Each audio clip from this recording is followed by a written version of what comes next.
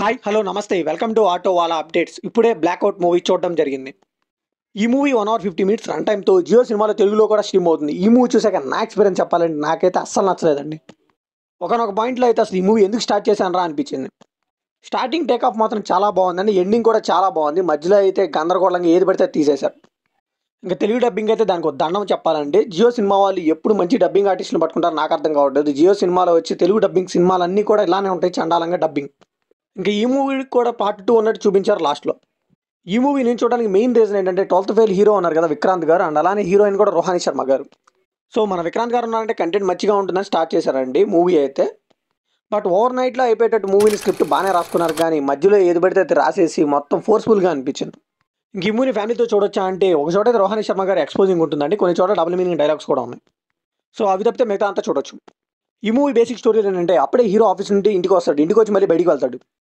అప్పుడే తనకున్న కార్ని కొంతమంది రాబర్స్ ఒక జ్యువెలరీ షాప్ని దోచుకుంటూ ఒక వ్యాన్లో వచ్చి గుద్దేస్తారు. సో అప్పుడు వాళ్ళ హీరోని ఏం చేశాడు అండ్ అలానే నైట్ జరిగిన ఇన్సిడెంట్ వల్ల హీరో లైఫ్ ఎలా మారింది, ఇవన్నీ తెలుసుకోవాలంటే ఈ మూవీ చూడాల్సిందే. ఇంక ఈ మూవీలో పాజిటివ్ విషయానికి వస్తే నేను ముందుగా చెప్పినట్టు విక్రాంత్ గారి పర్ఫార్మెన్స్ అయితే 100% ఇచ్చారని చెప్పాలి. స్క్రిప్ట్ వైజ్ అయితే ఈ మూవీ బాగుంది, కానీ ఎగ్జిక్యూషన్లో అయితే చాలా ఫ్లాస్ ఉన్నాయండి. ఇంకా బీజిఎం అండ్ సినిమాటోగ్రఫీ అయితే ఓకేగా అనిపించింది. ఇంకా ఈ మూవీలో నెగిటివ్స్ విషయానికి వస్తే స్క్రిప్ట్ అయితే ఎలా పడితే అలా రాసుకొని ఎగ్జిక్యూషన్ అయితే ఎలా పడితే అలా తీసుకువెళ్ళారండి. అసలు సీన్కి సంబంధం ఉండదండి. హీరో ఏదనుకుంటే అది ఫేవరబుల్గా జరిగిపోతూ ఉంటుంది అంతే. సో ఫర్ ఎగ్జాంపుల్ ఇప్పుడు నడుచుకుంటూ వెళ్తాడు అనుకోండి, అక్కడ నుంచి ఒక బైక్ వచ్చేసి బైక్ నుంచి వెళ్ళిపోతాడు. సో ఇలా ర్యాండమ్గా సీన్స్ అన్ని వస్తూ ఉంటే మనకేం అర్థం కాదు అసలు ఏం జరుగుతుందిరా ఈ మూవీలో అని. బేసిక్ వీళ్ళైతే ఒకటి రాసుకున్నారండి. ఫస్ట్ అయితే హీరో ఇంటి నుంచి బయటికి రావాలి, ఎండింగ్లో అయితే హీరో మళ్ళీ ఇంటికి రావాలి. ఇది ఒక్కటే రాసుకున్నట్టున్నారు, మిగతా అంతా మధ్యలో ఏది పడితే అది చేసేశారు.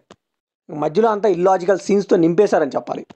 ఇంకా మూవీ స్టార్టింగ్ నుండి అయితే క్యారెక్టర్స్ అన్నీ వస్తూనే ఉంటాయండి. ఒక్క హీరో తప్పితే మనకి ఏ క్యారెక్టర్ కూడా రిజిస్టర్ అవ్వదు, ఆ లెవెల్లో రాశారు వాళ్ళ క్యారెక్టర్స్ని. సో ఎలానో చిన్న సినిమా కదా, ఓటీటీకి అమ్మేయొచ్చు అని చెప్పి ఓవర్ నైట్ సినిమానే కదా అన్నట్టుగా ఒక భారీ కాస్ట్ని పెట్టుకుంటే చాలు మనకి మంచి రేట్ వస్తుంది అన్నట్టుగా జియో సినిమాకి అమ్మేశారు. అంతే తప్పితే ఈ మూవీలో స్టఫ్ అంటే అస్సలు లేదండి. సో ఫైనల్గా ఈ మూవీకి మన ఇచ్చే వర్డిక్ట్ ఏంటంటే, చాలా సినిమాలు ఉన్నాయి ఓటీటీలో మనం చూడాలంటే, నేను ఆల్రెడీ చాలా వరకు రికమెండ్ చేశాను కూడా మన ఛానల్లో.